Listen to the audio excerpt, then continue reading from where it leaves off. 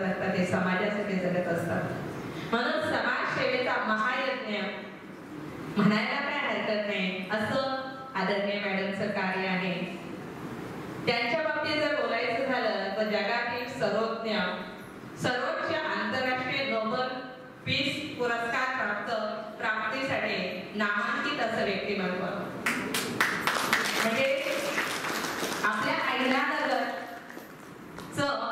नाव मोठं करणारं व्यक्तिमत्व, ते देश पातळीवर, आंतरराष्ट्रीय पातळीवर. आणि आज आपल्या सर्वांचं सौभाग्य अशा महान व्यक्तिमत्वाच्या मुखकमलाद्वारे बाबा आपल्याला भरपूर करणार आहे. 3 टप्प्यापेक्षा जास्त समाजसेवेची तपश्चर्या करणाऱ्या बेटी बचाओ चळवळीच्या आद्य प्रवर्तक, एक अष्टपैलू व्यक्तिमत्व, सामाजिक शांती प्रस्थापनेसाठी आदरणीय मॅडमने नेहमीच प्रयत्न करत आहेत आणि करत राहणार आहेत. डॉक्टर सुधा कांडकर या नेत्र तज्ञ असून आपल्या वैद्यकीय सेवेबरोबर त्या स्त्री जन्माचं स्वागत करा. बेटी बचाओ या राष्ट्रीय चळवळीच्या आद्य प्रवर्तक आहेत. सर्वांनी कार्याच्या गजरामध्ये सुमनताई घाडगे यांचा सुद्धा सत्कार आपल्या विद्यालयाच्या आदरणीय सभादिनी आणि लतादिनी करत आहे. हातीताई बेत्रे यांचाही सत्कार, अमृताताई नळवंडे यांनी सुद्धा या ठिकाणी आले त्यांचे सत्कार दिली करत आहे. माननीय लंगे पाटील यांच्या सौभाग्यवती रत्नमालाताई लंगे यांचं सुद्धा या ठिकाणी आगमन झालेले जोरदार कार्याच्या गजरामध्ये त्यांचं स्वागत करायचे. तर्फे सुद्धा या ठिकाणी काही सत्कार करू इच्छितात. तर सर्वप्रथम आपल्या कार्यक्रमासाठी आवर्जून वेळ दिलेला डॉक्टर सौ सुधा प्रकाश कांडकर यांचा सत्कार संस्कार योगा ग्रुप तर्फे त्यांच्या ज्या महिला सदस्य आहेत त्या येत आहेत आणि सत्कार करत आहेत. आदरणीय सुधाताई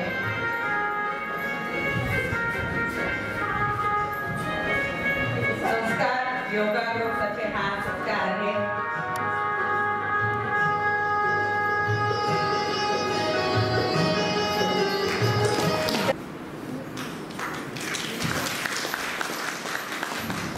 ओम शांती. आदरणीय सरला दीदी, आदरणीय लंकेताई, आदरणीय घाडगेताई, आदरणीय बेंद्रेताई, आदरणीय अमृताताई, आदरणीय डॉक्टर सांगळेताई, इथे उपस्थित असणाऱ्या सर्व दीदी आणि माझ्या समोर उपस्थित असणाऱ्या सर्व माझ्या माता भगिनी आणि बंधू, आज जागतिक महिला दिनानिमित्त आपण एकत्र आलेलो आहोत. आणि आजचा दिवस आणखी एक विशेष आहे, तो म्हणजे आज राजयोगिनी ब्रह्मकुमारी दादी गुलजार दादी यांचा स्मृती दिवस आहे. आपण सगळ्यांनी एक श्लोक गीतेमध्ये नक्कीच ऐकलेला असणार आहे. यदा यदा ही धर्मस्य, म्हणजे जेव्हा जेव्हा या जगामध्ये असलेल्या सगळ्या धर्माला ग्लानी येते, जेव्हा अनाचार, दुराचार, भ्रष्टाचार, पापाचार, हिंसाचार वाढीस लागतो, तेव्हा तेव्हा परमात्मा भगवान ईश्वर परमेश्वर यांचा वादा आहे, यांची प्रतिज्ञा आहे की ते या घरामध्ये अवतरित होतात आणि जे काही चाललेलं आहे अनाचार, दुराचार, भ्रष्टाचार हा संपूर्ण सुख, शांती, आनंदाची दुनिया निर्माण करतात. आणि ते अवतरित होतात कुठल्याही मातेच्या गर्भामध्ये प्रवेश करून. ते जन्म नाही घेत, ते अवतरित होतात. मग अवतरित कुठे होतात? तर ब्रह्मातनामध्ये अवतरित होतात, ब्रह्माच्या शरीरामध्ये अवतरित होतात. आणि जेव्हा ब्रह्मा बाबा अव्यक्त होतात तेव्हा दादी गुलजार यांच्या शरीरामध्ये त्यांचं दिव्य अवतरण झालेलं आहे. असं व्यक्तिमत्व म्हणजे दादी गुलजार, दादी गुलझे मोहिनी पण त्यांना म्हटलेलं आहे. अशा महान महान पुण्य पुण्य पवित्र पवित्र आत्माचा आज स्मृती दिवस आहे. म्हणजे खऱ्या अर्थाने खूप मोठा दिवस आहे. आणि अशा या दिवशी आज आपण एकत्र भेटलेलो आहोत आणि आज आपण विचार करतोय तणावमुक्त जीवन काय असायला पाहिजे, है ना? तुम्ही जर मला विचारलं तर मी या विद्यालयाशी गेली 15 वर्षापासून त्यांच्याशी कॉन्टॅक्ट मध्ये आहे. नाही, मी स्वतःच शिकले आहे, मी स्वतः स्टुडंट आहे, या विद्यालयाची विद्यार्थिनी आहे आणि मी हा राजयोगा मेडिटेशनचा अभ्यास करत आहे. आणि मला आलेले अनुभव जे आहे ते मी आपल्याला आज सांगणार आहे. म्हणजे मी आता आपल्या सगळ्यांना माहिती आहे मी डोळ्यांची डॉक्टर आहे. आपल्या सगळ्यांना माहिती आहे माझं एक कुटुंब आहे, आमचा एक परिवार आहे. परिवारामध्ये मुलं बाळ आहेत, नातवंड आहेत, आई वडील आहेत, आजी आजोबा आहेत, पती आहेत, सासरची सगळी मंडळी आहेत, माहेरची सगळी मंडळी आहेत.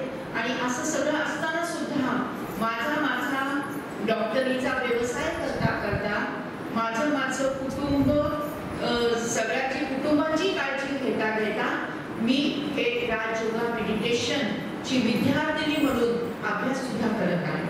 आणि जेव्हा मी हा अभ्यास करायला लागले त्या क्षणापासून माझं टेन्शन हे 0 झालं. किती झालं? 0 झालं. आणि टेन्शन कसं 0 झालं ते जर आपण गुपित जाणून घेतलं तर तुम्हाला सुद्धा तुमच्या जीवनामध्ये आपल्याला काही चिंता कमी आहेत का? मुलांची चिंता, नवऱ्याची चिंता, याची चिंता, त्याची चिंता, घराची, दाराची, आजारपणाची चिंता, आणखी काय किती मोठे टेन्शन आपल्याला असतात. पण त्या सगळ्या टेन्शन मधून आपण सही सलामत सुटत जातो जेव्हा हे ज्ञान आपल्याला मिळतं. आताच आपण ऐकलं की यदा यदा ही धर्मस्य, म्हणजे जेव्हा धर्माला अतिग्लानी येते, म्हणजे हा थोडक्यात कलियुग हा शब्द तुम्ही सगळ्यांनी ऐकलेला असेल. तर कलियुग म्हणजे काय आहे की सगळं जे नको त्या गोष्टी होताना आपल्याला दिसतात. आता पहा, लहान मुलगी असो किंवा आजी असो, त्यांच्या सुरक्षितेचा प्रश्न खूप मोठा झालेला आहे. भ्रष्टाचार तो पदोपदी आपल्याला दिसत आहे. दुःख दुःख दुःख, सगळी दुनिया दुःखाची झाली की काय असं आपल्याला वाटतंय. ऍक्सिडेंट झालेला आपल्याला माहिती आहे, अनेक लोक व्यसनी झालेले आपल्याला माहिती आहेत, आणखी लोक काय आत्महत्या करताना आपल्याला पाहताना मिळतात. मग हे सगळं जे काही आहे हा एक अंधकार आहे. जेव्हा अंधार पडतो तेव्हा अंधार बादली भरून बाहेर फेकता येतो का? किंवा ट्रक मध्ये अंधार भरला आणि तो फेकून दिला असं कधी जमलंय का? किंवा अंधाराला असं पकडून ठेवता येतं का? नाही ना. मग अंधार जर व्हायला लागला तर आपण काय करतो? हात वर करून उत्तर द्या. अंधार जर बाहेर, बोला काही, बोला. वा ताईसाठी टाळे वाजते. एक दिवा आपण प्रज्वलित करतो, बरोबर आहे ना? दिवे लावणीची वेळ त्याला म्हणतात, है ना? की सूर्याचा अस्त व्हायला लागतो, है ना? एकीकडे सूर्योदय असतो, तो म्हणजे उजेड, आणि जिथे सूर्याचा अस्त व्हायला लागतो, सूर्य डुबायला लागतो, आणि अशा वेळेस मग तो अंधार होत जातो. आणि त्याला आपण म्हणतो तिन्ही सांजा, त्याला आपण म्हणतो दिवे लावणीची वेळ. म्हणतानाच आपण त्याला दिवे लावणीची वेळ म्हणतो, कारण त्यावेळेस दिवा आपण पेटवतो. म्हणजे आपल्या भारतीय संस्कृतीमध्ये पहिल्यापासूनच त्या वेळेला इतकं महत्व आहे की त्यावेळेस आपण देवाजवळ जातो, देवालयात जातो, दिवा पेटवतो, नमस्कार करतो, शुभं करोति कल्याणं म्हणतो, आणि मग बाकीच्या सगळ्या गोष्टी करायला लागतो. तसं आपल्या घरातल्या बटन ऑन करतो आणि दिवे, घरातले सुद्धा दिवे आपण चालू करतो. तो हा जो काही वेळ आहे, हा जो वेळ आहे जिथे सूर्याचा अस्त होत आहे, सूर्य अस्तात जात आहे आणि अंधार पडायला लागलेला आहे, याला म्हणतात संगम. काय म्हणतात?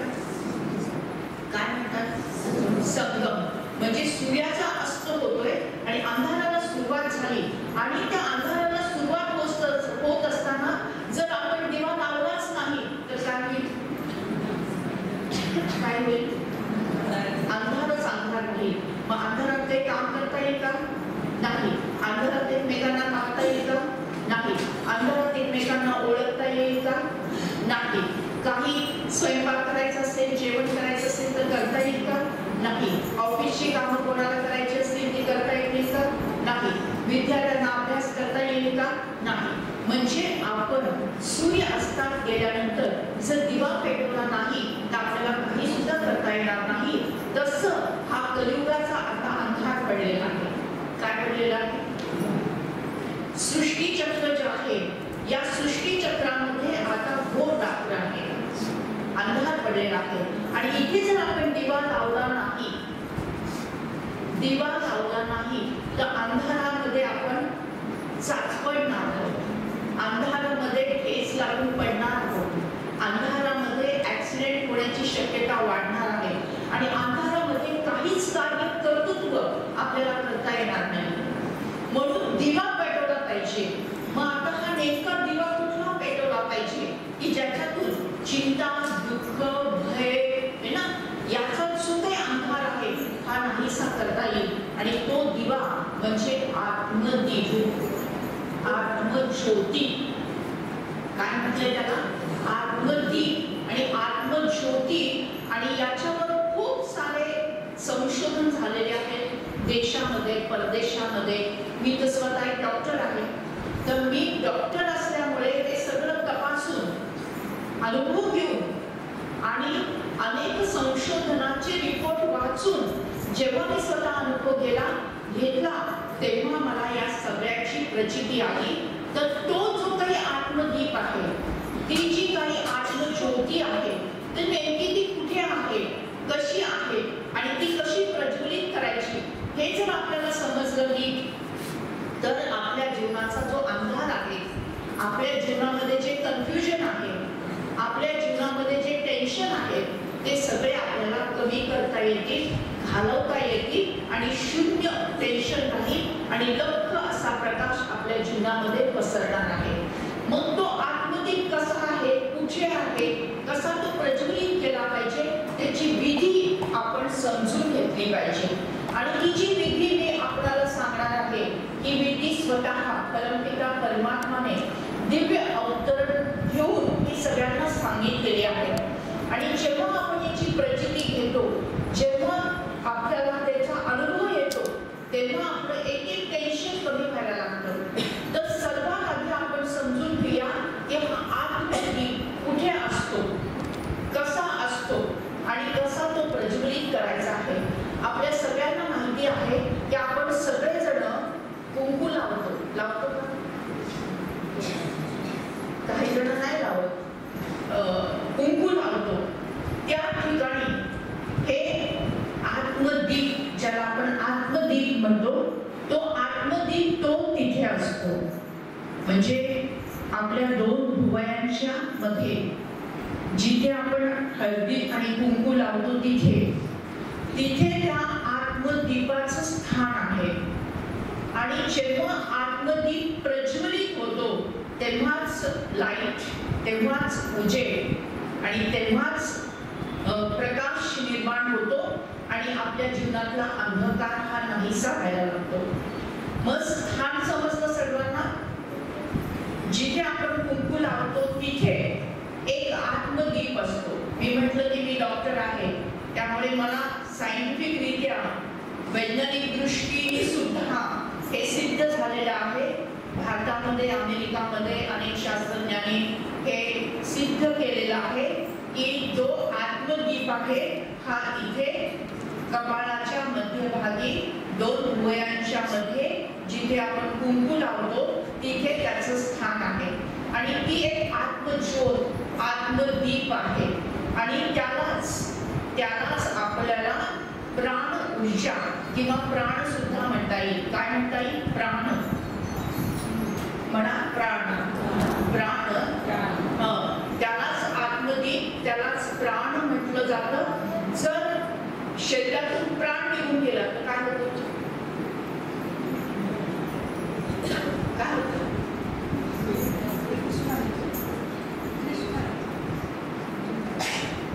शरीरातून निघून गेला, समजा आता मी इथे उभी आहे आणि हा इथला प्राण माझा असा निघून गेला, काय होईल? मी धडामकन खाली पडेल का नाही पडेल? पडेल ना. परत उठू शकेल का? डोळे उठू शकेल का? बोलू शकेल का? ऐकू शकेल का? नाही. मग प्राण आहे म्हणून शरीर चालतंय, प्राण आहे म्हणून शरीर चालतंय, तर आत्मदीप आहे म्हणून जीवन सुंदर आहे. आत्मदीप जर नसेल, आत्मदीप जर प्रज्वलित नसेल, तर आपल्या जीवनामध्ये टेन्शन असणार आहे, चिंता असणार आहे आणि दुःख असणार आहे आणि भय पण असणार आहे. टेन्शन, चिंता, भय, दुःख जर आत्मदीप विझलेला असेल तर या सगळ्या गोष्टी असणार आहेत. आज पहा, घराघरातून सगळ्यांची 100% पटतच असं काही नाही. आज बघा की अनेक घटस्फोट किती व्हायला लागले. आधी होते का? नाही.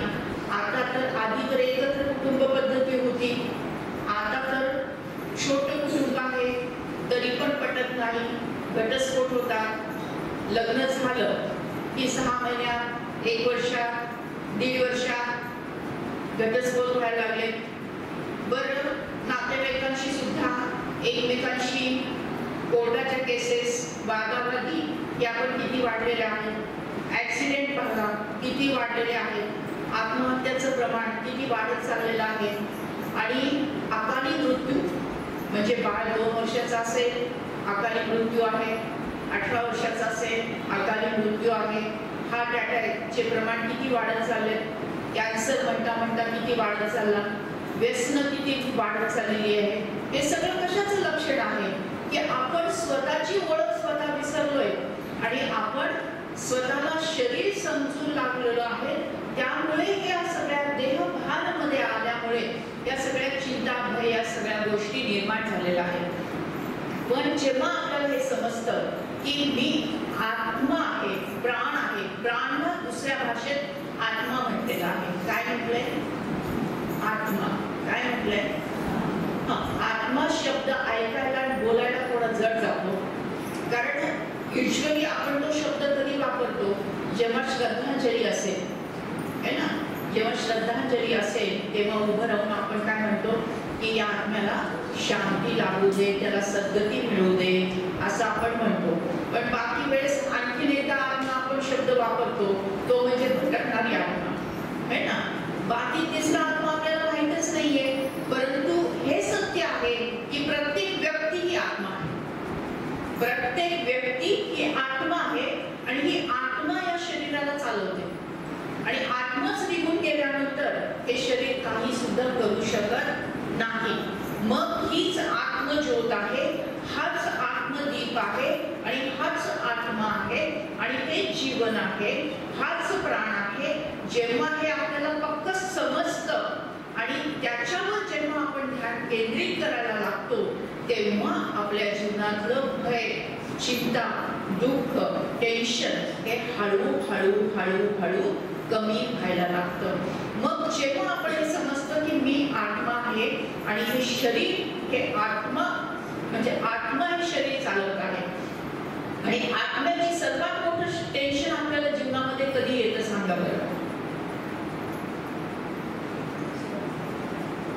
हात वर करून सांगा. सर्वात जास्त दुःख, सर्वात मोठं दुःख कधी होतं? सर्वात जास्त दुःख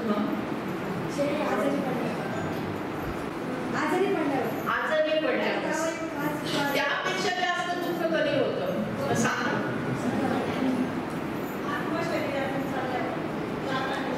बरं, अजून साध्या भाषेत कोणाला बोलता येईल? सर्वात जास्त दुःख कधी होतं सांगा ताई? हा, आपली आवडती व्यक्ती मृत्यू पावल्यानंतर सर्वात जास्त दुःख होतं. जगातलं सर्वात जास्त दुःख कधी होतं? जेव्हा आपल्या जवळची व्यक्ती ही मृत्यू पावते तेव्हा सर्वात जास्त दुःख होतं. पण जेव्हा आपण सत्य परिस्थिती समजून घेतो, जेव्हा सत्य ज्ञान आपल्याला प्राप्त होतं तेव्हा हे दुःखाचं निवारण आपल्याला करता येतं. कसं?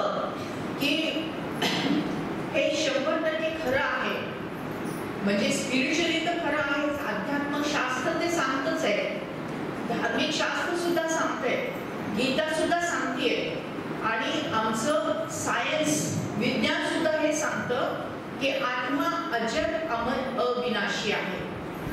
आत्मा अजर म्हणजे कधी म्हातारी नाही होत, अमर म्हणजे कधी मृत्यू नाही पावत, अविनाशी म्हणजे त्याचा नाश कधी होत नाही. हे 1001% खरं आहे. कसं खरं आहे की याच्यावर अमेरिकेतील डॉक्टर रेमन मुडी आहेत, त्यांनी संशोधन केलं. किती व्यक्तींवर? तर 1,00,000 पेक्षा जास्त व्यक्तींवर त्यांनी संशोधन केलं आणि त्याचा निष्कर्ष असा मांडला की आत्मा अजर अमर अविनाशी आहे. हे सत्य आहे. आत्मा कधी बदलत मरत नाही. ती फक्त ड्रेस आणि ऍड्रेस बदलते. काय बदलते? ड्रेस आणि ऍड्रेस बदलते. तो ड्रेस कुठला? शरीर. आपण तर लगेच पास झाला, 100 पैकी 100 मार्क. दीदीने सगळं तयार केलेलं आहे. शरीर हे वस्त्र आहे आणि मी आत्मा आहे. मी आत्मा आहे आणि शरीर हे वस्त्र आहे. जसं रोज आपण आंघोळ करतो, आंघोळ केल्यानंतर रोज आपण कपडे बदलतो का नाही बदलत? कोण कोण नाही बदलत? सगळे बदलतात. रोज आंघोळ करतो आणि रोज कपडे बदलतो. कपडे बदलल्यानंतर आपल्याला दुःख होतं का फ्रेश वाटतं? फ्रेश वाटतं. तसंच हा जो आत्मा आहे, जेव्हा शरीर आजारी पडतं, शरीर रोगाने ग्रासलं जातं, किंवा शरीर म्हातारं होतं, किंवा शरीरातले अवयव ऍक्सिडेंटमुळे खराब होतात, तेव्हा आत्मा काय करतो? ते वस्त्र, ते शरीर सोडून देतो आणि नवीन मातेच्या गर्भामध्ये प्रवेश करून नवीन शरीर तो धारण करतो. मृत्यू म्हणजे काय? मृत्यू म्हणजे एकीकडे मरण आहे आणि एकीकडे जन्म आहे. एकीकडे मृत्यू आहे, एकीकडे जन्म आहे. म्हणजे ही यात्रा आहे. एकीकडे पहा, जिथे ज्यांच्या घरामध्ये कोणाचा मृत्यू झालेला असतो ते सगळे रडत असतात, आणि ज्यांच्या घरी गोड बातमी असते, म्हणजे सुनबाई म्हणतात ना, आज ना आमच्याकडे गोड बातमी आहे. गोड बातमी म्हणजे काय असतं? काय असतं? चाकूर लागलेली असते बाळाची, हे ना, मग ती गोड बातमी असते. म्हणजे हाच आत्मा जेव्हा इथे शरीर सोडून जातो, इकडे सगळे दुःखात असतात, आणि जिथे तो गर्भामध्ये प्रवेश करतो तिथे सगळे आनंदी असतात. म्हणजे हाच आत्मा एक शरीर सोडून दुसऱ्या शरीरामध्ये प्रवेश करतो. पण आपल्याला माहिती नाही की आत्मा अजर अमर अविनाशी आहे, आणि म्हणून आपल्याला दुःख होतं. आपल्याला वाटतं की नाही, हे माझ्या सोबत राहिले असते अजून तो बरं झालं असतं, अजून अनेक वर्ष अजून काही मुलीचं लग्न झालं असतं तर अजून बरं झालं असतं, हा मुलगा ग्रॅज्युएट झाला असतं तर अजून बरं झालं असतं. असं आपण म्हणत राहतो. पण प्रत्येक जण श्वास मोजून आणलेले असतात, आणि तेवढे श्वास संपले की मग ते शरीराचा त्याग करून दुसऱ्या शरीरामध्ये प्रवेश करतात. पण आत्म्याचा कधी मृत्यू होत नाही.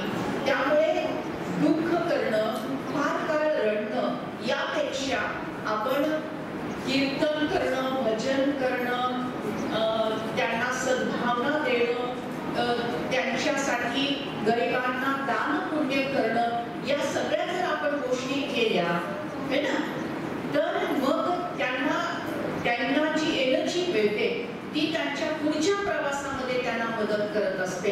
आणि जर आपण दुःख करत बसलो, आपण रडत बसलो, आणि आपण त्यांना म्हटलं की या ना, परत या ना, तुम्ही नाही आलं तर माझं जीवन कसं होईल, असं जर आपण सारखं बोलत राहिलो तर ते सुद्धा, त्यांना सुद्धा वाटतं की नाही आपण परत गेलं पाहिजे. त्यांना सुद्धा वाटतं की नाही आपला परिवार पहिला छान होता, आपण इकडे गेलंच पाहिजे. पण ते परत येऊ शकतात का? येऊ शकतात का? काही जरी केलं तरी येऊ शकतात का? कोटी कोटी रुपये दिले तरी येऊ शकतात का? नाही येऊ शकत. म्हणजे शक्यच नाही.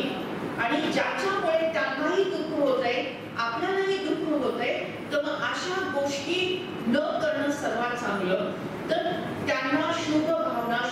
शुभकामना देणं, त्यांना त्यांच्या नावाने दान पुण्य करणं, त्यांच्या नावाने आणखी काही आपल्याला संस्था निर्माण करणं, चांगलं सत्कर्म करणं, श्रेष्ठ कर्म करणं आणि त्यांना त्यांच्यासाठी स्तवन आहे, भजन आहे, कीर्तन आहे, प्रार्थना आहे, है ना, या सगळ्या गोष्टी करणं हे जास्त महत्त्वाचं ठरतं.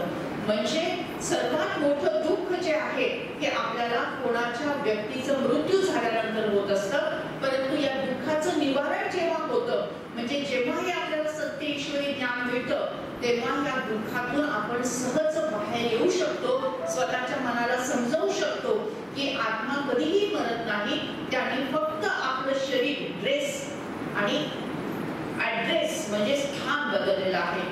आता इथून ते निघाले आणि त्यांना जे काही त्यांच्या कर्मसिद्धांतानुसार आई वडील भेटले असतील, कर्मसिद्धांतानुसार घर मिळालं असेल, स्थान मिळालं असेल, जे काही आहे ते त्यांना प्राप्त झालेलं असेल, तर अशा वेळेस आपण त्यांना काय म्हणायला पाहिजे? हॅपी जर्नी, बेस्ट ऑफ लक असं म्हणून त्यांना आपण ताकद दिली पाहिजे, त्यांना एनर्जी दिली पाहिजे, त्यांना पॉझिटिव्हिटी दिली पाहिजे, म्हणजे ते सुद्धा सुखी राहणार आहेत. आणि इकडे म्हणून आपलं ब्लड प्रेशर वाढवणं, आपल्याला डायबिटीस असेल तर त्याला वाढणीस लावणं, कोणाकोणाला हार्ट अटॅक येतो, या सगळ्या गोष्टी होणं ते सुद्धा इथे थांबणार आहे. म्हणजे त्यांचं सुद्धा कल्याण होणार आहे आणि आपलं सुद्धा कल्याण होणार आहे. आणि या दुःखातून आपण लवकर बाहेर येऊ शकतो जेव्हा आपल्याला हे सत्य ईश्वरी ज्ञान समजू शकतं. म्हणजे सर्वात मोठं दुःख कुठलं असेल तर आपली जवळची व्यक्ती जर आपल्याला सोडून गेली तर सर्वात मोठं दुःख होतं आणि ती परत सुद्धा येऊ शकत नाही, आपल्याला माहिती आहे. आणखी जास्त दुःख होतं. परंतु जेव्हा हे सत्य ईश्वरी ज्ञान आपल्याला समजतं की आत्मा अजर अमर अविनाशी आहे आणि मृत्यू हे केवळ एक स्वल्प विराम आहे, तो काही पूर्ण विराम नाही. आणि हे सुद्धा आपल्याला समजतं की आत्मा अविनाशी म्हणजे काय, तर कुठलाही शस्त्र त्याला कापू शकत नाही, त्याचे तुकडे करू शकत नाही, कुठलंही पाणी त्याला भिजवू शकत नाही, कुठलाही अग्नी त्याला जाळू शकत नाही. जे अंतिम संस्कार होतात ते कोणाचे होतात? शरीराचे होतात, आत्म्याची नव्हे. आणि कुठलाही हवा त्याला उडवू शकत नाही, असं अविनाशी असणारं रूप. आणि ज्याला आपण म्हणतो की अजर अमर अविनाशी असा हा आत्मा आहे आणि तो इथे स्थानापन्न असतो. आणि इथे असल्यानंतर जे काही आपण कर्म करतो आणि जे काही संस्कार असतात ते आत्म्यामध्ये रेकॉर्ड होतात. काय समजलं? जे आपण कर्म करतो आणि जे संस्कार असतात ते कुठे रेकॉर्ड होतात? आत्मामध्ये रेकॉर्ड होतात. म्हणजे जी सीडी असते की सीडी, त्याच्यामध्ये आपण गाणी भरतो की नाही, गाणी भरतो ना, ते कसं हे आत्मा आपण जे काही कर्म करतो, हसलो तर हसणं रेकॉर्ड आहे, रडलो तर रडणं रेकॉर्ड होतं, कोणाशी प्रेमाने बोललो ते रेकॉर्ड होतं, कोणाला रागवलो ओरडलो ते रेकॉर्ड होतं. सगळं रेकॉर्डिंग इथे आत्मारूपी सीडीमध्ये होतं. आणि संस्कार सुद्धा, म्हणजे अवगुणाचे संस्कार असतील, व्यसनाचे संस्कार असतील, सद्गुणाचे संस्कार असतील, दुर्गुणाचे संस्कार असतील, ते सुद्धा सगळे रेकॉर्ड होतात. मग आता समजा एक कुटुंब आहे, एक कुटुंबामध्ये 5 लोक आहेत, म्हणजे किती सीडी झाल्या? किती सीडी झाल्या? 5 सीडी झाल्या, है ना. 5 परिवारामध्ये 5 सदस्य आणि 5 सीडी झाल्या. तर आता जे आपण कर्म करतो ते रेकॉर्ड होतं, बरोबर आहे ना. हा सिद्धांत आहे. मग समजा आता 2 सीडी आपण बघितल्या की बाबा आता आपण कधी कधी गाणे म्हणतो ना सीडी मध्ये, एकाने काय बोलले, सगळे भजनं भरून टाकली, है ना, ती सीडी. आणि दुसरी सीडी मध्ये सगळे जे विषम वाले गाणे असतात त्याला डीजे वाले गाणी भरली, है ना. मग एकामध्ये डीजेची गाणी आहेत आणि दुसऱ्यामध्ये भजनं आहेत. आणि जेव्हा ते सीडी प्लेअर मध्ये लावू तेव्हा ते काय होणार आहे? प्ले होणार आहे, बरोबर आहे का? बरोबर आहे की नाही? प्ले होणार आहे. समजा भजनाची सीडी मी घेतली, सीडी प्लेअर मध्ये टाकली आणि वाट बघते डीजेचे गाणे कधी वाजतील, डीजेचे गाणे कधी वाजतील. वाजतील का? कधी वाजतील? कधी? हो का नाही? वाट अजून 2 वर्ष वाट पाहिली, 10 वर्ष वाट पाहिली, वाचतील का कधी? नाही वाचणार ना. आणि तसंच समजा आता मी ती डीजी वाली सीडी लावली आणि मी वाट बघते कधी भजन वाचतील, कधी भजन वाचतील. 3 गेले, 4 गेले, 10 गेले, 20 गेले, तरी भजन वाचेच ना. आयुष्यभर वाट पाहिली तरी भजन वाचणार आहे का? नाही. तसं एका परिवारामध्ये 5 सीडी आहेत. एखादीची सीडी भजनाची असेल, एखाद्याची डीजेची असेल, एखाद्याची सुगम संगीताची असेल, एखादी संस्कृतची असेल किंवा एखादी मराठी गाण्याची असेल.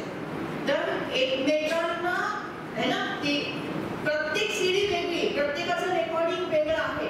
त्यामुळे आपल्या सगळ्यांच्या अपेक्षा नेहमीच पूर्ण होतील असं नाही, है की नाही है ना. एक शिवानी दीदी नेहमी एक गोष्ट सांगतात, कहाणी ती अशी आहे की 2 सीडी एकमेकांना भेटल्या. म्हणजे काय झालं, 2 व्यक्ती एकमेकांना भेटल्या, बरोबर आहे ना. मग दोघांची झाली एंगेजमेंट. काय झाली? साखरपुडा झाला. काय झाला?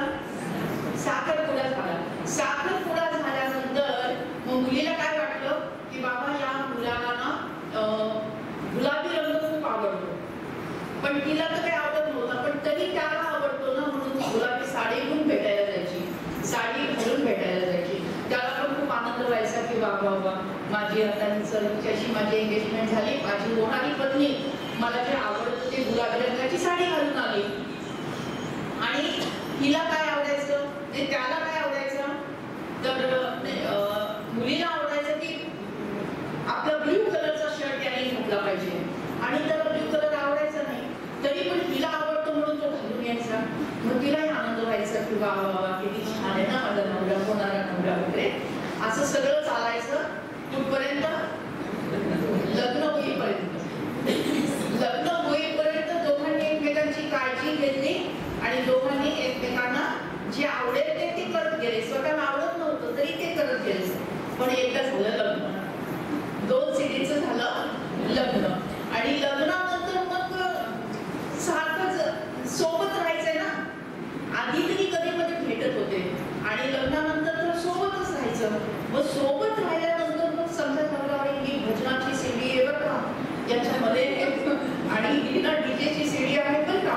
मग दोघं अपेक्षा करत राहिले की कधी याच्यावर डीजेचे गाणे वाजणार, लोक अपेक्षा करायला लागले. ती अपेक्षा करायला लागली कधी याच्यावर भजन वाचणार, पण ते वाचेत ना असं म्हणता म्हणता 1.5 वर्ष गेलं आणि 3री सीडी आली. 1.5 वर्ष गेलं, 3री सीडी आली. जो मातेला वाटलं मी तर भजन याच्यामध्ये भजनच वाचतील, आता नक्की हे बाळ माझे भजन वाचले पाहिजे. पण त्याला वाटलं की नाही, हा मी त्याचा बाप आहे ना, हे माझे डीजेचेच गाणे याच्यात वाचणार. दोघांनी ठरवलं की तेच वाचणार. पण ती 3री सीडी काय होती, ती अजून 3रंच घेऊन आली. यांचं भजन नाही, त्यांचे डीजे नाही, ती आपली सुगम संगीताची सीडी. मग दोघांनी प्रयत्न केले का वाचेल तर ते वाचेच ना, है ना. असं म्हणता म्हणता म्हणता असं आपल्या जीवनामध्ये सुद्धा असतं. एका परिवारामध्ये आपण सगळेजण राहतो, एकमेकांकडून अपेक्षा करतो, है ना. मला जर गाजराचा हलवा आवडत असेल, कोणाला चिवडा आवडत असेल, है ना, तर मी म्हणणार की गाजराचा हलवा चांगला आहे, ते म्हणणार नाही चिवडा चांगला आहे. पण एकमेकांबद्दल आदर, एकमेकांबद्दल स्नेह, एकमेकांबद्दल प्रेम असणं गरजेचं आहे. एकमेकांना समजून घेणं गरजेचं आहे. नाही बाबा ही जी सीडी भजनाची आहे, इथे डीजे वाजणारच नाही, हे फक्त मनामध्ये ठेवून तिला जे भजन आवडतं ते मी केलं पाहिजे. आणि बाबा याला डीजेच आवडतंय आणि याच्यामधून कधी भजन वाजणारच नाही हे माहिती असून आपण सुद्धा त्यांना सामावून घेणं, सांभाळून घेणं हे सुद्धा आपण केलं पाहिजे. म्हणजे 2 व्यक्तीने एकमेकांना सांभाळून घेतलं पाहिजे. कधी समजतंय हे जेव्हा ज्ञान मिळतं की सीडी मध्ये काय रेकॉर्ड होतं, काय रेकॉर्ड होतं, आत्मरूपी सीडी मध्ये काय रेकॉर्ड होतं, कर्म आणि संस्कार. काय रेकॉर्ड होतं, कर्म आणि संस्कार. आणि एका कुटुंबामध्ये जितके पण काही व्यक्ती आलेले आहेत ते आपलं आपलं रेकॉर्डिंग घेऊन आलेले आहेत, आपलं आपलं कर्म घेऊन आलेले आहेत, आपले आपले संस्कार घेऊन आलेले आहेत. म्हणून कोणाचे संस्कार कमी कोणाचे संस्कार जास्त, कोणाचे असे, कोणाचे तसे, हे असणारच आहे. पण जेव्हा आपण एकमेकांना समजून घेतो, एकमेकांना मदत करतो, एकमेकांना सहाय्य करतो, एकमेकांविषयी आदर पाळतो, तेव्हा कुटुंबामध्ये आनंद, स्नेह, एकोपा, एकता ही निर्माण होणार आहे. हे कधी होतं? जेव्हा आपल्याला हे सत्य ईश्वरी ज्ञान मिळतं की मी आत्मा आहे, आत्मामध्ये कर्म आणि संस्कार हे रेकॉर्डेड असतात. आणि हे रेकॉर्डेड म्हणजे कधी असतात? म्हणजे बुद्धीपर्यंत. हे जन्मजन्मांतरचा खेळ आहे हा. मागच्या 3 जन्मापूर्वी जर मी कोणाशी भांडले असेल तर पुढच्या जन्मात ते कुठेतरी माझ्या जवळपास येणार आणि ते परत माझे शब्द मला देणार. त्यांचे शब्द ऐकून मी परत 2 शब्द वाईट बोलले की ते परत रेकॉर्ड होणार, परत त्याच्या पुढच्या जन्मात येणार आणि परत ते 2 शब्द होते, त्याचे 4 शब्द झाले, ते मला परत करणार. ते 4 शब्द ऐकून मी 6 शब्द बोलले, झाले ते 10 शब्द रेकॉर्ड झाले, त्याच्या पुढच्या जन्मात ते 10वी घेऊन येणार. असं जन्म जन्मांतरचा खेळ चालतच राहतो. आणि आता विज्ञानाच्या दृष्टीने म्हटलं जातं आणि स्पिरिच्युअल दृष्टीने म्हटलं जातं की आता हा शेवटचा काळ आहे, हा अंतिम समय आहे. त्यामुळे जन्मजन्मांतर जे काही आपण कर्म केलेले आहेत, जन्मजन्मांतर मध्ये आपल्याकडून काही चुका झाल्या असेल, काही चांगलं पण कर्म केलं असेल, ते सगळं आपल्या समोर आहे. आणि प्रत्येक आत्मा जे काही चांगलं आहे ते चांगलं देण्यासाठी आलेले आहे आणि जे काही वाईट आहे ते सुद्धा देण्यासाठी आलेले आहे. म्हणजे आपण जर काही अपशब्द बोललेला असो तर ते व्याजासहित ते आपल्याला देणार आहे आणि आपण जर काही चांगलं सत्कर्म केलेलं असेल ते सुद्धा व्याजासहित ते आपल्याला देणार आहे. पण मेजॉरिटी जे आहे हे अपशब्दांचीच संख्या जास्त आहे. त्यामुळे आज आपण समाजामध्ये अशा प्रकारचं चित्र पाहतो. घराघरातून दुःख, घराघरातून वादावादी, त्याचं कारणच हे आहे. परंतु असं असताना मग याच्यातून बाहेर कसं पडायचं? तर याच्यातून बाहेर पडण्यासाठी हे सत्य ईश्वरी ज्ञान आणि या सत्य ईश्वरी ज्ञानामध्ये मी आत्मा आहे, आत्मा अजय अमर अविनाशी आहे. कोणाचा मृत्यू हा मृत्यू नसतो, तो फक्त ड्रेस आणि ऍड्रेस बदलणं असतं. त्यामुळे आपण दुःख केलं तर समोरच्या आत्म्याला दुःख होणार आहे. आपण शांत बसलो तर त्यांना शांती लाभणार आहे. त्यांच्या नावाने दान पुण्य करणं हे आपलं कर्तव्य आहे. दुसरं दुःख घराघरामध्ये वादावादी, भांडाभांडी, मनमुठाव किंवा या सगळ्या गोष्टी होतात, पटत नाही या सगळ्या गोष्टी होतात. मग घटस्फोट आहेत, कोर्ट केसेस आहेत, या सगळ्या गोष्टी होतात. तेव्हा हे आपल्याला समजलं पाहिजे की प्रत्येक आत्मा ही शिडी सारखी आहे आणि जन्मजन्मांतरचं कर्म आणि संस्कार त्या आत्म्यामध्ये रेकॉर्ड होतात. आणि आता शेवटचा काळ असल्यामुळे आपण सगळे एकमेकांसमोर आलेले आहोत. ते सगळं मागचं सगळं गाठोडं घेऊन, कोणाचं गाठोडं रागाचं असेल, कोणाचं दुःखाचं असेल, कोणाचं वादावादीचं असेल, कोणाचं प्रेमाचं असेल, कोणाचं स्नेहाचं असेल, जे असेल ते असेल. पण प्रेमाचं मिळालं तर आपली काही तक्रार नाही, स्नेह कुणी केला तर त्याची तक्रार नाही.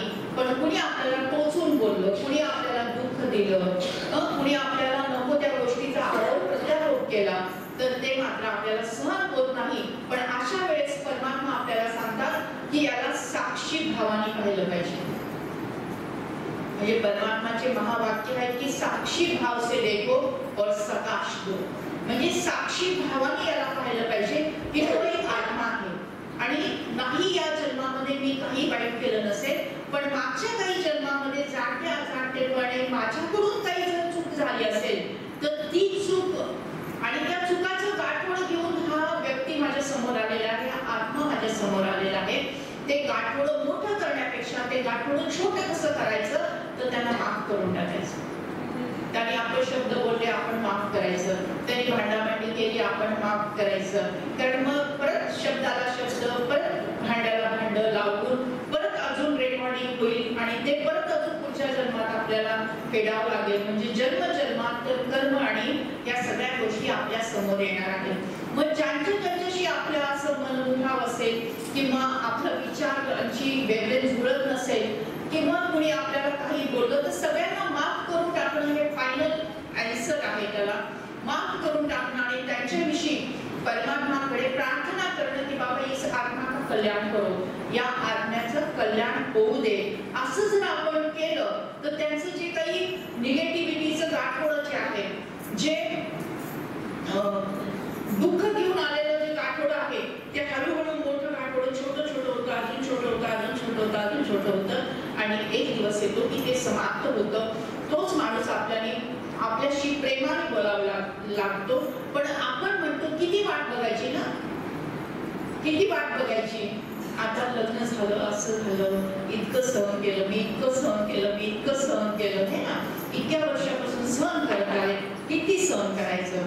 पण ते एका जन्माचं नाही, हे अनेक जन्माचं असेल, हे 15 जन्माचं असेल, 16 जन्माचं असेल, 10 जन्माचं असेल, ते एवढं मोठं गाठोडं त्यामुळे झालेलं आहे. तर आपण शांत राहणं आणि शांतपणे सगळ्या गोष्टी समजून उमजून घेणं, याच्यामध्येच आपल्या कुटुंबाची एकता ज्याला आपण म्हणतो, कुटुंबाचं प्रेम ज्याला आपण म्हणतो, ते याच्यामध्ये सामावलेलं आहे. मग पहिली चिंता आणि टेन्शन आपल्याला आपल्या जवळच्या माणसाचा मृत्यू झाले तर होतं. दुसरी चिंता आपल्याला खास करून जेव्हा घरामध्ये वादावादी होतात, जेव्हा ते मोठं दुःख असतं तेव्हा आपल्याला होत असतं. आणि तिसरं म्हणजे आपण आजारी पडलो तर मग आपल्याला आणखी दुःख होतं. ते आजारपण म्हणजे नेमकं काय असतं हे पण आपण जाणून घेऊया. प्रत्येक आजार हा सायकोसोमॅटिक आहे. सायकोसोमॅटिक म्हणजे आधी मनामध्ये आजार येतो आणि नंतर तो शरीरामध्ये निर्माण होतो असं सांगितलं गेलेलं आहे. म्हणजे विज्ञान असं सांगतं की आपल्या मनातल्या विचारांची ताकद खूप मोठी आहे. कशाची ताकद मोठी आहे? मनामध्ये जे विचार आहेत त्याची ताकद खूप मोठी आहे. जर विचार नकारात्मक असेल, जर विचार नकारात्मक असेल तर आजार नक्की निर्माण होणार, तर आजार नक्की निर्माण होणार. आणि जेव्हा विचार हा सकारात्मक असेल तेव्हा हिलिंग प्रोसेस ही चालू होते. असं म्हटलं जातं की प्रत्येक व्यक्तीला असं समोर जेव्हा आपण एखादा माणूस पाहतो, हे जर आपल्याला फिजिकल शरीर दिसतंय, म्हणजे हे हड्डी मांस म्हणजे हाडामांसाचं शरीर तुम्हाला हे दिसत असेल, बरोबर आहे? त्याच्या सोबतच अजून एक शरीर असतं आणि त्याला एनर्जी बॉडी असं म्हटलं गेलं आहे, की त्याला प्रकाशाची काया असं म्हणलेलं आहे. जसं देवी देवतांच्या मस्तकाच्या बाजूला असा एक ऑरा दाखवतात ना, तो ऑरा म्हणजे ती एनर्जी बॉडी. तर ती तशी प्रत्येकाला असते, प्रत्येक व्यक्तीला ती एनर्जी बॉडी असते. तर आजार जो ती ऑरा कसा निर्माण होतो, मनातले जे विचार आहेत, मनातल्या ज्या भावना आहेत त्याच्यातून ऑरा निर्माण होतो. आणि आजार येत असताना आधी ऑरावर आजार येतो. आजार कुठे येतो? आधी त्या एनर्जी बॉडीवर आजार येतो आणि 3 महिन्यानंतर मग शरीरात आजार येतो. 3 महिन्यानंतर मग शरीरामध्ये आजार येतो. मग जेव्हा ती एनर्जी बॉडीवरच आहे तेव्हाच आजार आपण नाहीसा करू शकतो. काय करू शकतो? जेव्हा आजार त्या प्रकाशाच्या कायेवर आहे म्हणजे ऑरावर आहे तेव्हाच तो आजार आपण नाहीसा करू शकतो. कशाने? तर मेडिटेशननी. कशाने? मेडिटेशननी. राज योगा मेडिटेशननी आपण तो आजार होण्यापूर्वीच त्याला थांबवू शकतो. मग मेडिटेशन म्हणजे नेमकं काय, ते कसं करायचं हे थोडक्यात मी फक्त 5-10 मिनिटांमध्ये आपल्याला सांगणार आहे आणि नंतर आपण थांबणार आहोत. तर मेडिटेशन करत असताना कधी पण आपण ताठ बसलं पाहिजे. कसं बसलं पाहिजे? ताठ म्हणजे आपलं पाठीचा कणा जो आहे ना तो स्ट्रेट असला पाहिजे. दुसरं की आपलं शरीर हे स्टेबल असलं पाहिजे. कसं असलं पाहिजे?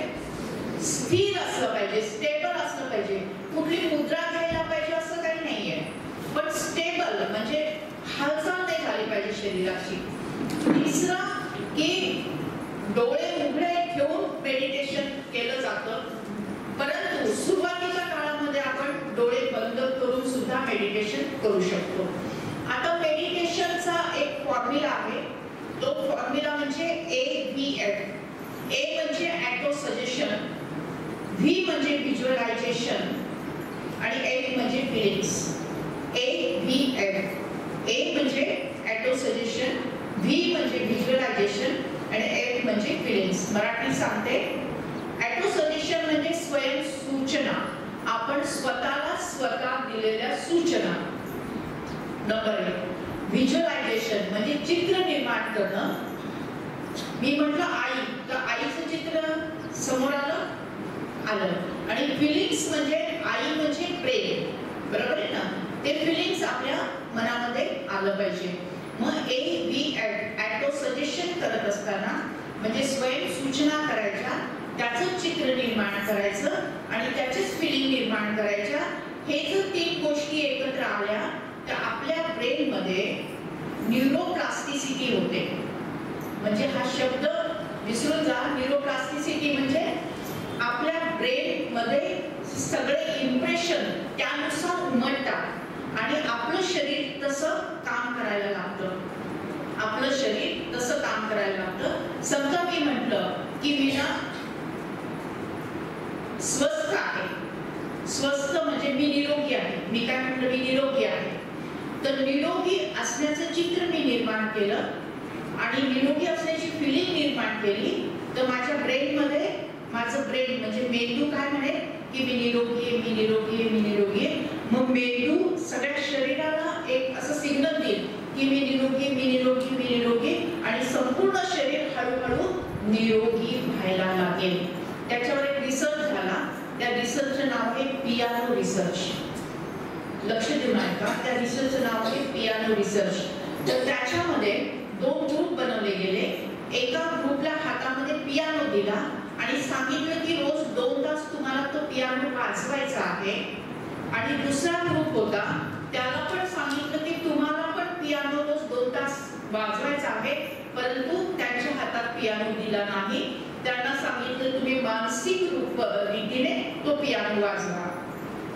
5 दिवस दोघांनाही पियानो वाजवायला सांगितलं.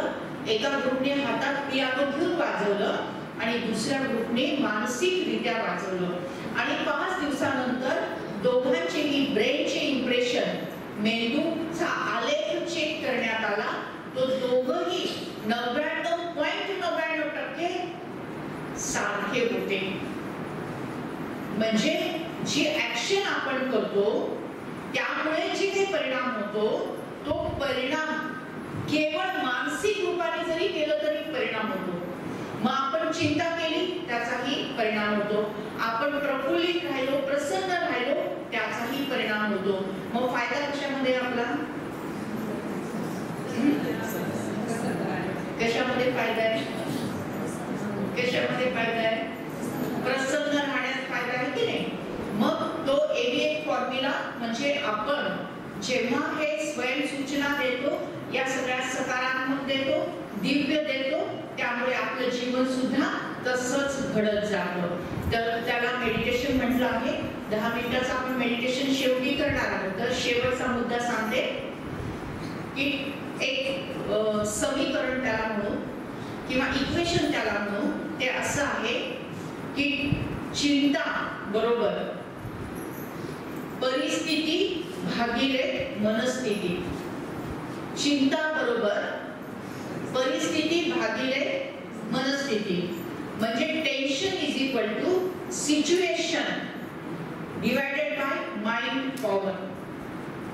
म्हणजे सगळ्यांचं लक्ष आहे ना. जर समजा परिस्थिती 10 आहे आणि मनाची शक्ती 2 आहे, तर टेन्शन किती येईल, फॉर्म्युला समजला का. टेन्शन बरोबर परिस्थिती भागिले मनाची शक्ती. समजलं, समजलं. जर समजा परिस्थिती 10 आहे भागिले 2 मनाची शक्ती आहे, तर टेन्शन किती येईल, किती येईल, 5. बरोबर आहे. ओके, ठीक आहे. आता परिस्थिती 10च आहे, ती बदलली नाहीये, पण मनाची शक्ती मी वाढवली आणि 2 वरून 5 केली, तर टेन्शन किती येईल, किती येईल, 2. बरं, ठीक आहे, चालेल. परिस्थिती तेवढीच आहे 10, पण मानसिक शक्ती, मनाची शक्ती मी अजून वाढवली आणि ती 10 केली, तर टेन्शन किती येईल, बरोबर आहे की नाही. म्हणजे जसं जसं मनाची शक्ती आपण वाढवत जाऊ तसं तसं टेन्शन होऊ शकतं. बरोबर आहे ना? मग मनाची शक्ती वाढते कशाने? मनाची शक्ती वाढते जेव्हा मला आत्म्याचं ज्ञान मिळतं. नंबर 1, जेव्हा मला हे समजतं की आत्मा अजर अमर अविनाशी आहे आणि त्याचा कधी मृत्यू होत नाही. जेव्हा मला समजतं की आत्मा शिडीसारखी आहे, त्याच्यामध्ये कर्म आणि संस्काराचं रेकॉर्डिंग होत असतं. जेव्हा मला समजतं की 2 व्यक्तींमध्ये हे आधीचं पास्ट कार्मिक अकाउंट म्हणा किंवा हिशोबाचं गाठोडे घेऊन आपण सगळेजण आलेलो आहोत, त्या गाठोड्याला कसं सामोरं जायचं म्हणजे साक्षी भावाने पाहायचं आणि कुणी अपशब्द बोलला तरी आपण शांत राहायचं. त्याच्याविषयी करुणा मनामध्ये, प्रेम मनामध्ये ठेवून प्रेमाचीच व्हायब्रेशन त्याला द्यायचे. असं जर केलं ते गाठोडं मोठं छोटं छोटं होत जाऊन एक दिवस ते संपूर्ण संपणार आहे. पण आरेला जर कार्य केलं तर मात्र ते गाठोडं उगत जाईल, एवढं फुगेल की आपलं जीवन नष्ट करून टाकेल. मग किती दिवस आपण म्हणतो ना, किती दिवस झाले, 40 वर्ष झाले मी सहन करत आले. कारण का असं झालं? कारण त्यांनी आरे म्हटलं, मी कार्य म्हटलं, गाठोडं उगत गेलेलं आहे. आता हे गाठोडं कमी करायचं असेल त्यांनी आरे म्हणू, कार्य म्हणू, नाही तर काही म्हणू, मला प्यारेच म्हणावं लागेल.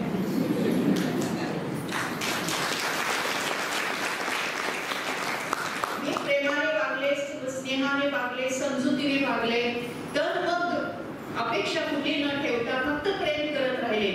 कारण तेवढाच एक मार्ग आहे, दुसरा मार्ग नाही. हे जेव्हा आपल्याला समजतं, कारण आत्मरूपी सीडीवर कर्म आणि संस्कार यांचं रेकॉर्डिंग होतं, जन्मजन्मांतर ते आपल्या सोबत राहतं. आणि आता हा शेवटचा काळ आहे, शेवटचा प्रत्येकाचा जन्म आहे, त्यामुळे मोठं गाठोडे घेऊन सगळेजण आलेले आहेत. म्हणून घराघरातून इतके प्रश्न निर्माण झालेले आहेत. मग याच्यातून टेन्शन कमी करण्यासाठी हे सत्य ईश्वरी ज्ञान खूप आवश्यक आहे. मेडिटेशन हीच एक आपल्या प्रत्येक संकटाचं म्हणा, समस्याचं उत्तर देणारी एक शक्ती आहे, प्राणशक्ती आहे. मेडिटेशनशी मी पण 25 वर्षापासून जुळलेली आहे. ईश्वर अनेक रूपामध्ये आपल्याला दिसतो. आपण कोणत्या ईश्वराला मानतो हा प्रत्येकाचा वेगवेगळा भाव असतो, पण त्याच्याशी आपलं समर्पण किती आहे? तुमचं समर्पण 100% असेल तर 100% तुम्हाला त्याचे रिझल्ट मिळतात. मला वाटतं एका ताईने विचारला की तुम्हाला मेडिटेशन मध्ये दिव्य शक्तीचे येणारे अनुभव, तर मेडिटेशन तुम्ही जेव्हा समर्पण वृत्तीने करत गेलं ना, तर त्याचे अनुभव कसे असतात हे अव्यक्त आहे. तो आनंद फक्त आपला आत्माच अनुभवू शकतो, तो आपण दुसऱ्यांना शब्दात सांगू शकत नाही. आणि आज महिला दिन आहे. खरोखरच ज्या महिलेमुळे आपल्याला हे सुंदर जग बघायला मिळालं, ज्या महिलेने आपल्याला स्वतःचं स्वत्व आपल्याला साकारायला शिकवलं, संस्कारी बनवलं, त्या महिलेलाच आपण मनोमन स्मरूया. ती म्हणजे आपली आई. आणि आज तिला मनोमन अभिवादन करूया. माझ्या आयुष्यात स्त्री ही परमेश्वराने निर्माण केलेली एक सुंदर कृती आहे.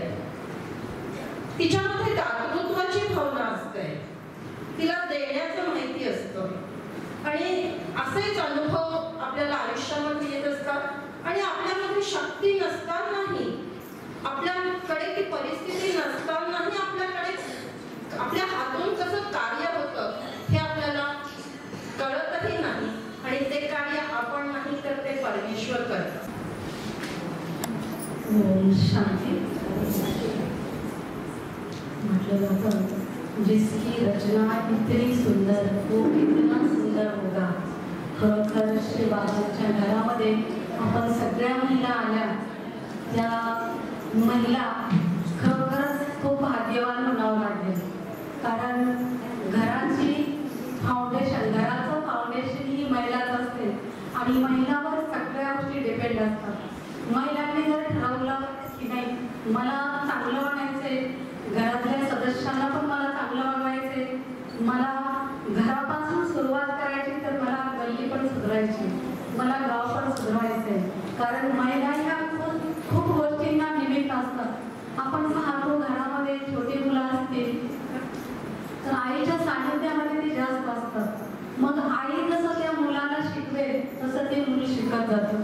त्याचप्रमाणे आज या ठिकाणी देखील आपल्याला विद्यालयाबद्दल माहिती आणि स्वतःबद्दल माहिती. आज आपण पाहतो की आपल्याला भौतिक ज्ञान आपल्याकडे खूप आहे, परंतु अध्यात्माची ही आपल्याकडे कमी आहे आणि त्या अध्यात्माची कमी आपल्याला भरून काढायची आहे.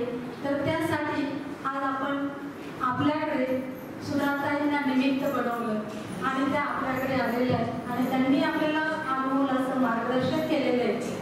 तर खरोखरच प्रत्येक स्त्रीने काय करायचंय, माझ्या जीवनाची दिशा मला बदलवायची, मला एक चांगली गृहिणी बनायचं आहे, मला एक चांगली प्रतिष्ठित महिला बनायचं आहे, मला एक महान कार्य करायचं आहे.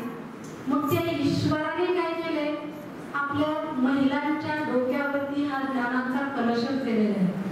मग आता सगळ्या महिलांनी काय केलं पाहिजे, ते ज्ञानाचं अमृत ते आपल्यामध्ये आपण घ्यायला सुरुवात केली पाहिजे. आणि खरोखर मी जर महान बनले तर हे जग का महान बनणार नाही. ईश्वराने ती सगळ्या महिलांच्या प्रती, सगळ्या आत्म्यांच्या प्रती इच्छा ठेवलेली आहे की सगळ्यांच्या पर्यंत हे ज्ञान पोहोचलं पाहिजे. आणि खरोखर ईश्वर कुणाला ना कुणाला ते निमित्त बनवत असतात. बघा, मला एक छोटीशी गोष्ट आठवते. तर ती गोष्ट अशी आहे की कोणतीही वेळ जी आहे ती वायाला जायला नको म्हणून राघू आणि मैना हे आपसामध्ये झाडावरती गप्पा मारत असतात. एवढे सुंदर गप्पा चाललेल्या असतात आणि खाली एक राजकुमार येतो आणि तो राजकुमार सांगतो की जो आत्ताच्या क्षणाला वरतून उडी मारेल तर ती एक राजकुमार बनेल आणि एक राजकुमारी बनेल. तर त्या महिलेने काही विचार न करता तिने पटकन खाली उडी घेतली आणि लगेच ती राजकुमारी बनली. तर तो तिला घेऊन गेला आणि सुंदर अशा पोषकामध्ये तिचं मिरवणूक केली आणि तिला महलामध्ये ठेवलं. आणि त्या पोपटाने काय केलं, थोडा विचार करत बसला, उडी टाकू की नको, उडी टाकू की नको. आणि नंतर मग जेव्हा तिला बघितलं ती परी बनली, मग त्याने उडी टाकली. मग उडी टाकल्यानंतर तो काय बनला, काय बनला असेल, तो एक माकड बनला. आणि मग माकड बनल्यानंतर तर त्याचं काम काय असतं, मदारी आला आणि त्याला खेळ करायला घेऊन गेलं. का, कारण विचार. मग जशा प्रकारचे आपण विचार करू आणि कुठलाही विचार न करता प्रत्येक महिलेने जर हे पाऊल उचलले की मला चांगलं बनायचंय आणि चांगलं बनण्यासाठी वेळ नाही घालवायचा, मला चांगलं बनायचंय, मला श्रेष्ठ बनायचंय, मला महान बनायचंय. म्हणून काय म्हटलं गेलं की जिच्या हाती पाळण्याची दोरी ती जग उधारी. मग परमात्म्याने काय केलेलं आहे, माझ्यापर्यंत हे ज्ञान पोहोचवलेलं आहे आणि ते ज्ञान मला घ्यायचंय. मग ते ज्ञान घेण्यासाठी ईश्वराने काय केलं, त्याची दुकानं सोडून दिलेली. मग त्या दुकानामध्ये फक्त तुमची वेळ त्या ठिकाणी आवश्यक आहे. आणि ती वेळ म्हणजे बघा, प्रत्येक ठिकाणी जर आपण गेलो तर त्या ठिकाणी पहिल्या प्रथम काय विचारलं जातं, तुमची इथली फी काय आहे. परंतु आपल्या इथे विनामूल्य आहे आणि विनामूल्य येऊन त्यांनी त्यांचा 1 तास वेळ द्यायचा आहे आणि आपलं जीवन चांगलं महान श्रेष्ठ बनवायचं आहे. मग ते जर आत्ताच नाही तर केव्हाच नाही. माझं महिलांना हे म्हणणं आहे की सगळ्यांनी आपलं जीवन श्रेष्ठ बनवा, चांगलं बनवा. ओम शांती. सर्व महिलांना, माझ्या मैत्रिणींना, माझ्या सखींना खूप खूप आणि खूप शुभेच्छा. सीधा होकर बैठना है.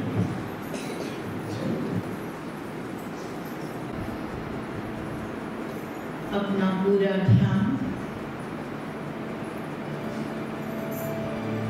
ललाट के मध्य भाग में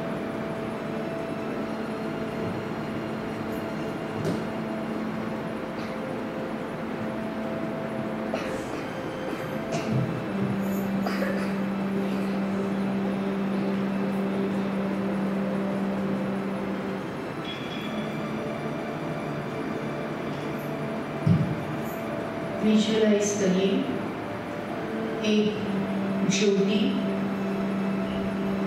आत्मदीप ये मैं हूँ। मन के मन में बोलो, ये मैं हूँ। ललाट के मध्य भाग में जहाँ कुमकुम लगाते, तिलक लगाते, वहाँ पर एक ज्योति, आत्म ज्योति, आत्मदीप प्रज्वलित हो गया है। उसकी रोशनी चारों ओर फैलते जा रही है। रोशनी को देखें, रोशनी चारों ओर फैलते जा रही है। मेरा मस्तक रोशनी से भर गया है। चेहरा प्रकाशमान हो गया है। मान, गर्दन, छाती, पेट, पीठ, दोनों कंधे, दोनों हाथ, दोनों पैर, सारी उंगलियां प्रकाशमान हो गई है। मैं आत्मा हूँ। मन के मन में दोहराई, मैं आत्मा हूँ। आत्म दीप है, आत्म ज्योति हूँ। आत्म ज्योति से निकलती हुई तेजोमयी किरणें चारों ओर सर्वत्र फैलते जा रही है। आज मुझे समझा, आत्मा अजर अमर अविनाशी हो। आत्मा की कभी मृत्यु नहीं होती है। हर आत्मा इस शरीर रूपी वस्त्र को चेंज करती है। आत्मा ड्रेस और एड्रेस बदलती है। मैं आत्मा, मुझे मृत्यु का डर नहीं है, मुझे मृत्यु का भय नहीं है।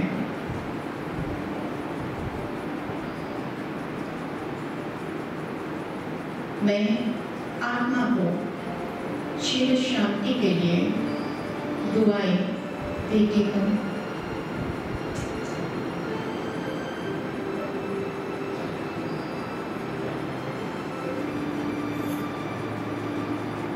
हर व्यक्ति एक आत्मा है। हर व्यक्ति अपने अपने आत्मा रूपी सीढ़ी पर कर्म और संस्कार लेकर आई है। एक जन्म का नहीं, अनेक अनेक जन्मों का।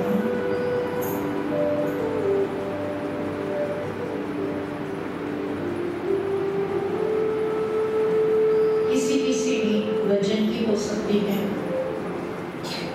किसी की नीचे की हो सकती है। एक दूसरे को समझ के लेना, स्नेह देना,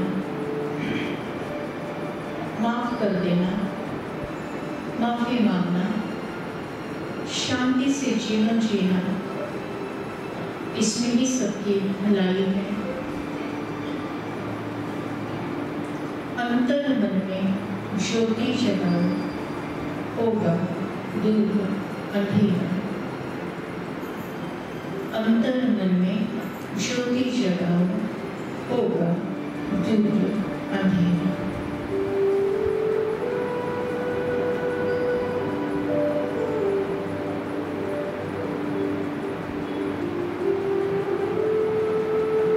मैं आत्मा इस सेंटर पर आकर 7 दिन का राजयोगा मेडिटेशन का कोर्स जरूर करूंगी।